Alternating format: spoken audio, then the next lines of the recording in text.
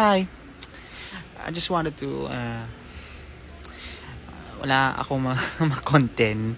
But, nagaling ako dun sa, bakit? Hindi ako na nag-celebrate kung ang kineme, Anyway, mag-acting muna tayo or it's either na ng rating. Syempre, ano bang ginagawa ko dito?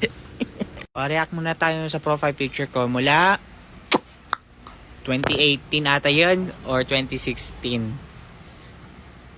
2015! Ano ka ba? Nakigimbo ka ba? Let's go! Po yan, check out ito po my YouTube channel. It's MJ. Diyan lang dun sa profile ko ng TikTok, or you can check on the comment section below or here. Basta. Let's do it. Bakit na nandyan feeling daw akong kambal?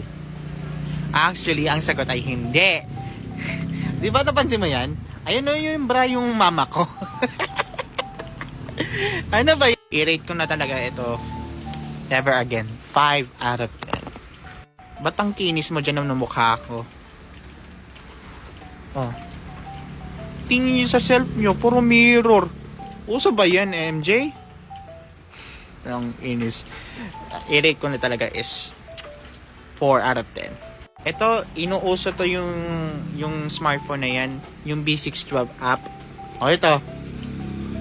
Parang kinukuha ni Lord, para nadalhin dun sa San Pedro. I-rate ko talaga is 4 out of 10. Disgusting talaga. Yung poster na talaga yung Aldab fan. Ito ni Alden, ginawa na ng poster talaga yun. Maging kunwari. Bakit initim yun ito? Tell me MJ. Ayan, kadiri talaga, no? Gusto ko sana na mag-personal ni Kuya RJ. Kahit na papano. I-rate ko talaga is, honestly, talaga is a 7. Ba't ganun na naging jacket pa rin? Hood pa to? Tsaka sabog na yung ataw to, yung kulot. Ang muchacha na talaga, no? Nagigil ako sa yung MJ ko. I-rate ko talaga is 0 out of 10!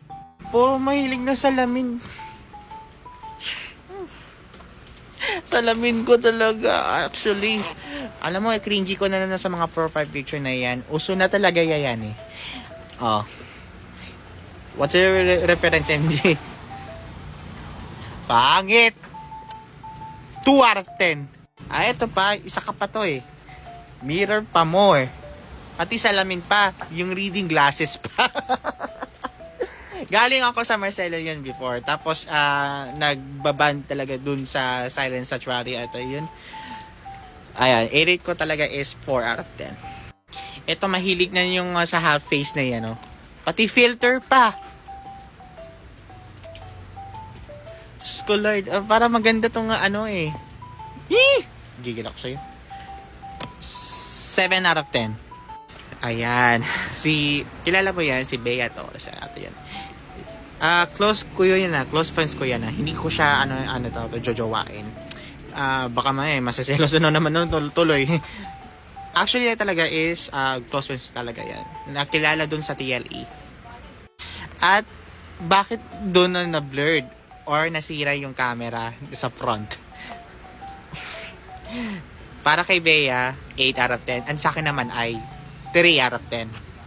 Ito yung section 12 nung grade 8. Sa mga kakilala ko dyan hindi ko isa-isahin na talaga yan kasi ito yon. Ito yung pinaka dito yung kulay violet dyan. Parang hindi masaya kasi parang na-depress yata yun. Yun lang, wala ako na sentence.